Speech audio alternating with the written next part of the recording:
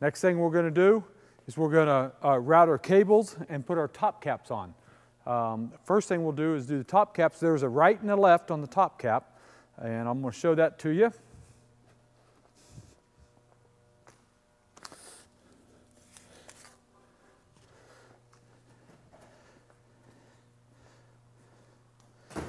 You'll notice one of the top caps have 4 holes drilled on the top.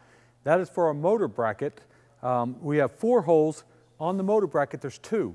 So we give you 2 different options on which side to hang that bracket from. So this is going to be positioned where the motor is going to be, which is on this post down here. Because we have our port for our hydraulic coming out here, and our power unit's going to hang right here. So it's got to be, this has got to be where the port is on the track. Very important when you set this up that that one goes to that direction. Okay, now we're going to route the cables through. I've taken the nuts off, and I'm going to position it up through the track here so that I can feed it through the rest of the tracks.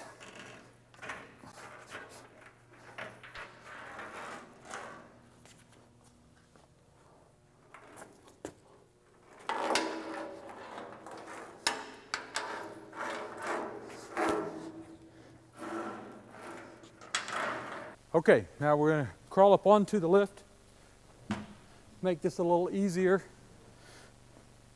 Now, there's a right and a left to these top caps.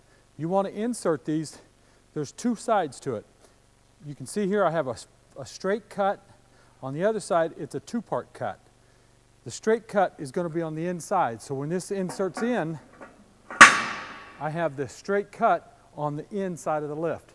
That's how you know you're in the right position. And then this hole will be directly straight in line with your cable coming up. So now you'll take your cable, run it on the back side of your secondary lock. Put a washer. And both nuts go on top. Just gives you more strength on your pull. This is all the pull is coming from this area, and you're doing a double nut instead of just a single. Walk around on each one and do that, the same thing.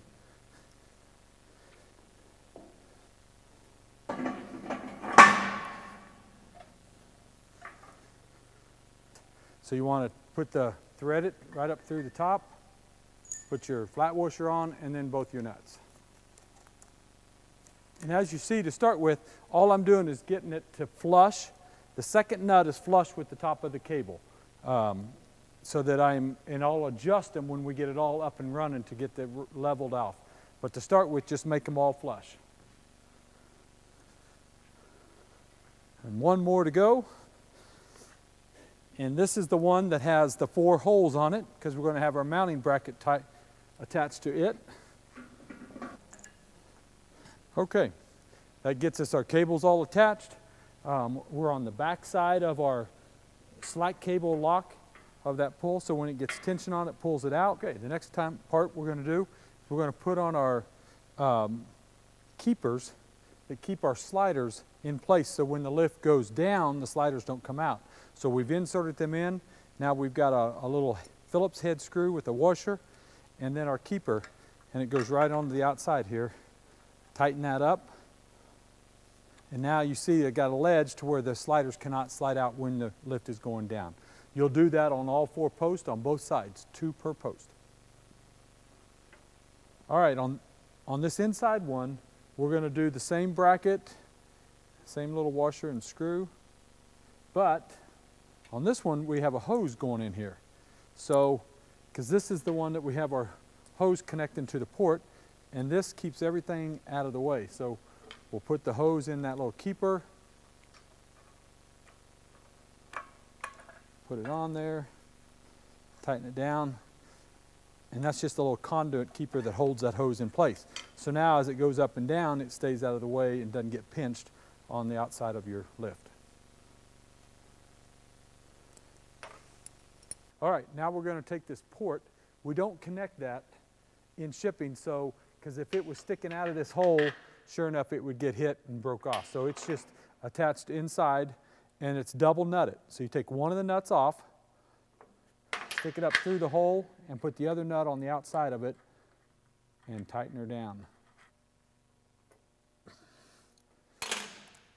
And then you're able to attach your hose, is just right here.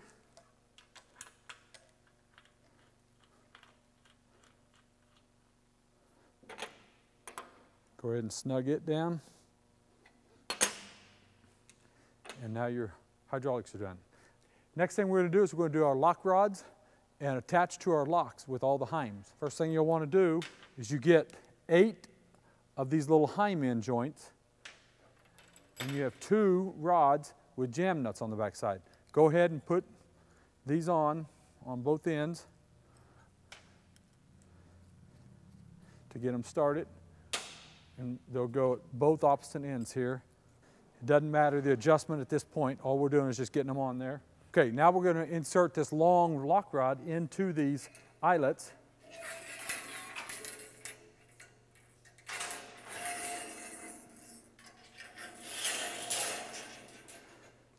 I had to remove the jam nut off the end of it so that could happen. Put that back on. And then we're going to insert the heim ends on the end of it. Now you're going to take the heim end and just attach it to the end. Once again, just screw it on a couple turns to start with. Then you're going to use the hex head bolt with a lock. There's a lock washer in there. Put the bolt in first. The lock washer works as a spacer between the lock and the heim so that it can rotate. And then just go ahead and tighten that up. And then see, with that washer in there, this allows this to swivel nicely. And then we'll do this to the other end as well. On this one, we have our short lock rod with our 2 heims. We're going to insert the bolt, the lock washer, and then into the lock itself.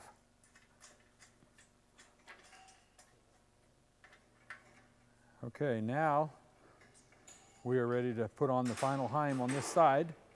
Once again, it doesn't matter right now where we're just putting it on. And then you have a long lock rod.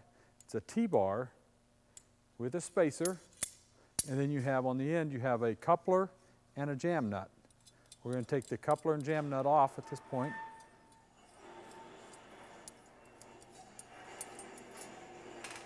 And what we're going to do now is insert this into this hole.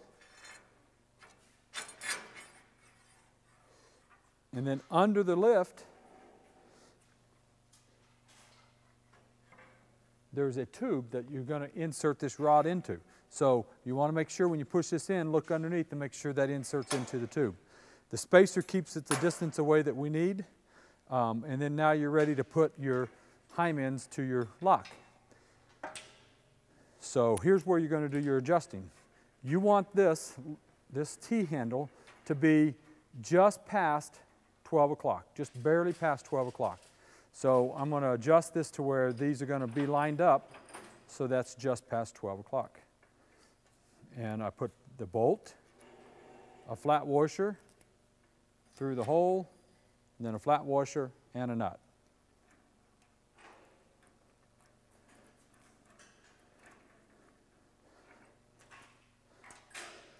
And then the same with this one, adjust it out so that it reaches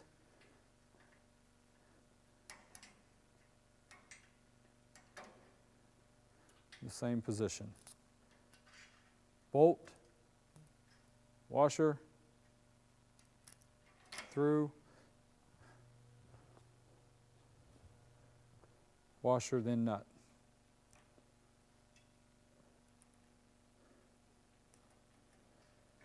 So when done, you got your long rod on the top, your short rod is on the bottom. You've got this setting just past 12 o'clock. So when this opens this direction, it pulls the locks open on both ends. So when you turn that handle at the other end, when we get it connected, it will rotate this way, opening both locks at the same time. Now what we're going to do is just tighten these down. Now you'll want to tighten these up here, jam that up to it, to where these are tight at this point.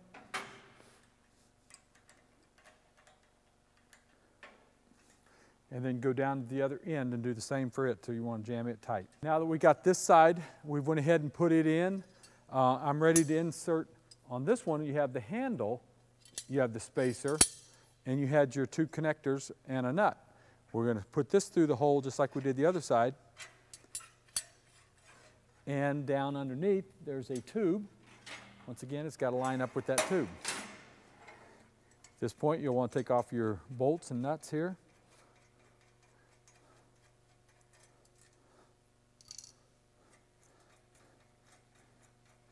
Now before we can hook our heims up to this, we need to connect this 2 rods. We got this little short rod and we had that little short rod. So now what we've got to do is connect it underneath with this long rod. And this will make that a solid rod all the way through. All right, so now what we're going to do is take this connecting rod and join the 2 rods together. So I'm going to slide it in here, and about halfway, there's one of those tubes. And you're going to insert it into the tube. You have to find it.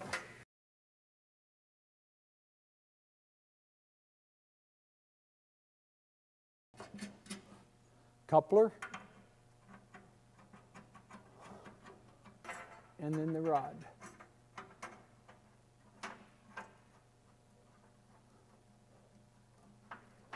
All we got to do is just get it started, because I'll tighten it up here in a minute. Now we'll do the same with this one. We're going to put on the jam nut first.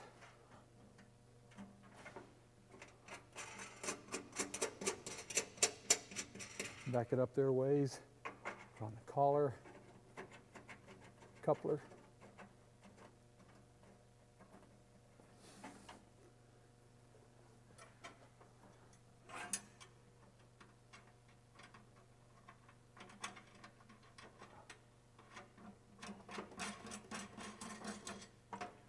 Jam nut and join them together. Like I said, we just got to get it started. And then we'll go up top and tighten it up. You'll see we have a lot of space in this rod. And so we're going to tighten that up by just tightening it up. With me already having the lock rods hooked to the heims on the other end, they're not turning, so I'm able just to turn this in, and it makes it real easy, and I don't have to fight that underneath the track. You just go to where you have just a little slack, right there where you can just feel a little back and forth, and that's your distance you want to have. Now on this side, the other one we had just past 12. This one we're going to set just before 12, just a little bit before 12 on our handle for the T-bar. So we'll have to adjust our locks and everything to fit that. Okay, so now we're ready to put this T-bar just a little before 12 o'clock. So it's going to not quite be straight up, but just a little back. So adjust your rods so that that will be exactly at that point. Once again, it's the bolt, a flat washer, through the T-handle,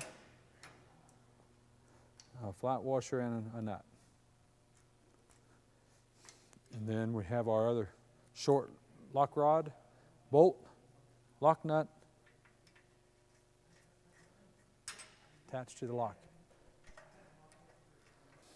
Okay, so now we're going to tighten this one right back up to where it's good and snug, and then adjust this one so that it fits that length as well.